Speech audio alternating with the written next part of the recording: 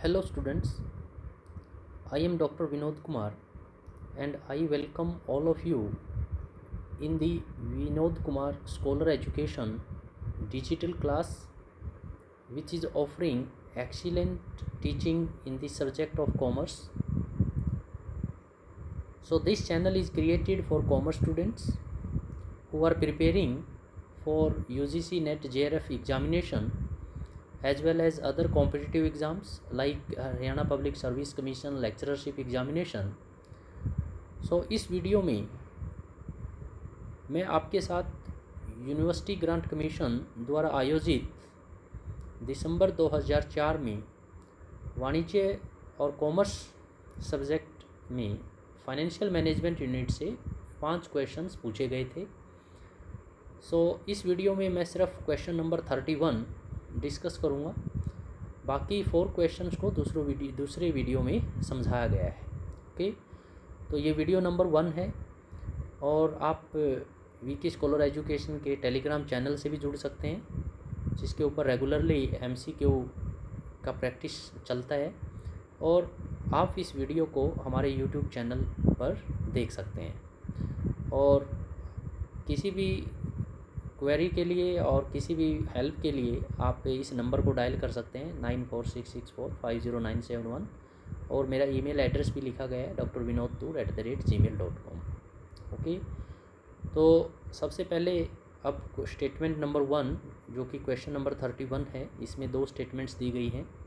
तो इसका टाइटल ऊपर लिख दिया है, एक बार मैं आपसे शेयर कर रहा हूँ कि मल्टीपल चॉइस क्वेश्चन दिसंबर 2004 पेपर सेकंड। तो इस स्टेटमेंट बेस्ड क्वेश्चंस में 2 स्टेटमेंट दी गई हैं। तो statement number 1 is the greater is the likely level of EBIT than the financial indifference point, stronger is the case for issuing levered financial plans to maximize the EPS. And second statement, financial break-even point is found at that level of EBIT where the EPS is 0 for a particular financial plan. तो 4 code इसमें दिए गए हैं। Code number 1 both statements are correct, code second both statements are incorrect, code 3 statement 1 is correct, second is incorrect, code 4 first incorrect, second correct। so इसका जो answer है वो मैं बता देता हूँ कि both statements are correct। तो इसका एक्सप्लेनेशन जो है पूरा मैंने इसमें समझाया गया है इस वीडियो में। तो सबसे पहले इस क्वेश्चन का जो टॉपिक है वो रहता है financing decision EBIT EPS analysis. तो EBIT EPS एनालिसिस में हम डिफरेंट फाइनेंशियल प्लान्स का स्टडी करते हैं। EBIT का एक कांस्टेंट लेवल, और उस कांस्टेंट लेवल के ऊपर EPS का बिहेवियर क्या है। कांस्टेंट लेवल का मतलब मेरा ये है कि सपोज हमारे पास 4 फाइनेंशियल प्लान हैं, फाइनेंशियल प्लान 1, 2, 3 एंड 4।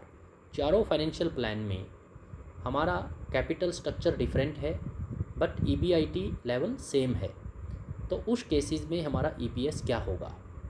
दूसरा सिनेरियो ये रहता है कि चारों फाइनेंशियल प्लान में EBIT का जो लेवल है वो डिफरेंट है, तो उस केसेस में EPS का बिहेवियर क्या रहता है। ओके, तो at the same level of EBIT in different financial plan what is the behaviour of EPS, case number 1। Case number 2, in the scenario of different EBIT level in various financial plans what is the scene of the EPS, कि EPS की value क्या होती है। Okay, तो इस दोनों तरह के केसेस को आप EBIT EPS एनालिसिस से समझ सकते हैं। ओके, तो further is EBIT also known as earning before interest and tax, it is also known as operating profit, it is also known as operating profit।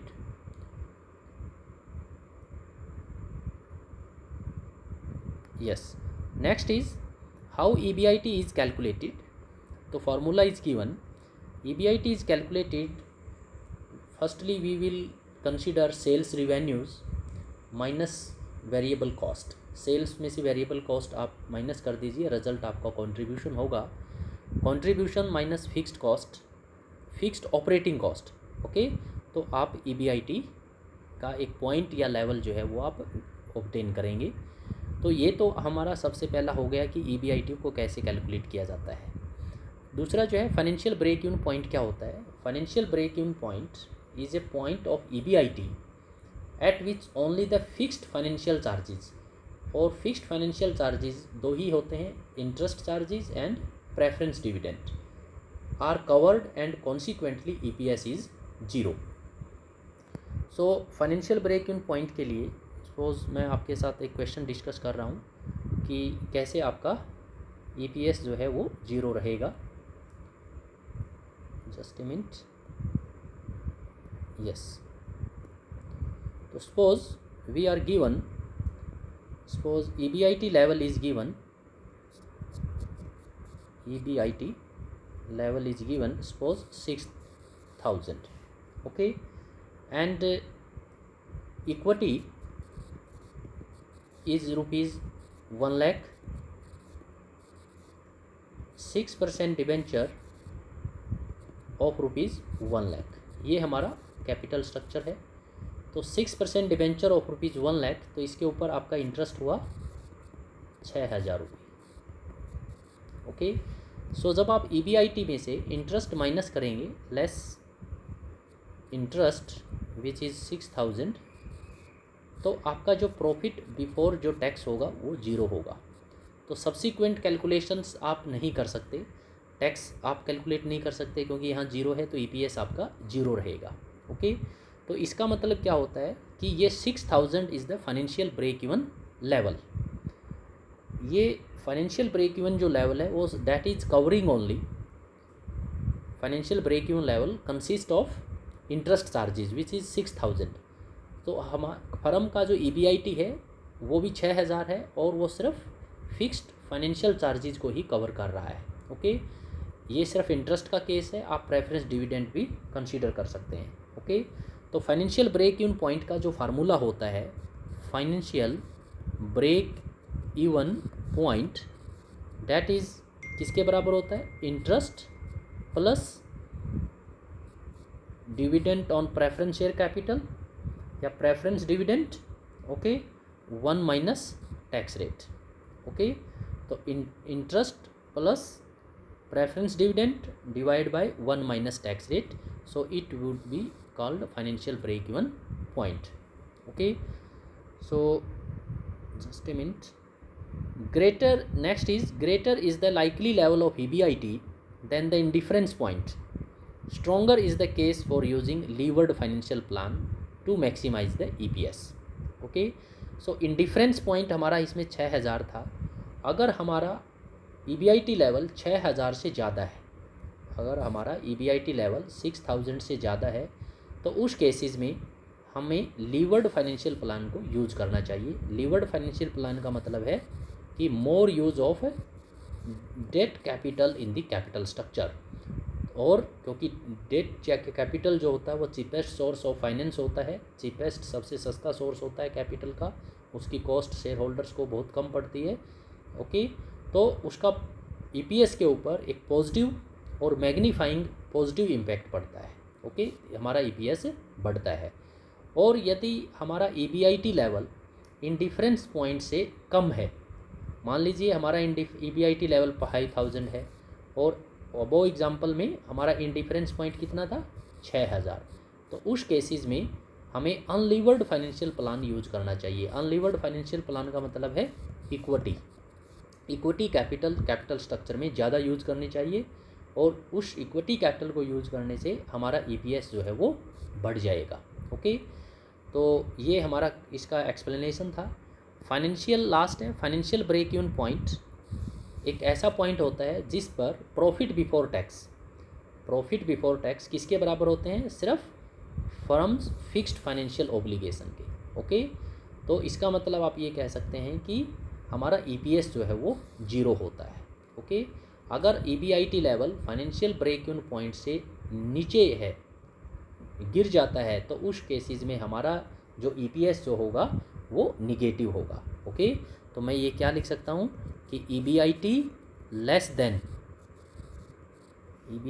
Less than financial break even point, okay, will result उसका result क्या होगा, will result in negative EPS.